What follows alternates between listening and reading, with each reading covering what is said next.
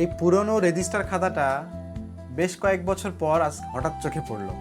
খাতাটা হাতে নিতেই সময়টা যেন কয়েক বছর পিছনে ফিরে গেলাম। আমি তখন আলিম প্রথম বর্ষ তামিরুল মিল্লাত কামিল মাদ্রাসা টঙ্গী গাজীপুর শাখায় পড়াশোনা করতাম। ইংরেজি শেখার ছিল প্রবল আগ্রহ। এটাই আমার ইংরেজি শেখার প্রথম সঙ্গী। হোস্টেলে থাকতাম।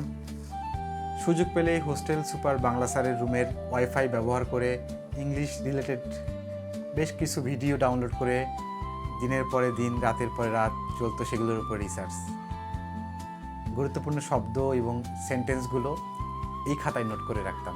তখন হয়তো আমি নিজেই জানতাম না এই ছোট ছোট নোটগুলো আমার জীবনের পথটাই বদলে দেবে। আজ এই খাতার প্রতিটি পৃষ্ঠা আমাকে একটা কথাই মনে করে দেয়, success doesn't start with perfection, it starts with consistency. জীবনে বড় কিছু করতে হলে সব কিছু একসাথে লাগে না, দরকার শুধু শেখার ইচ্ছা, ধৈর্য আর প্রতিদিন একটু করে এগিয়ে যাওয়ার মানসিকতা।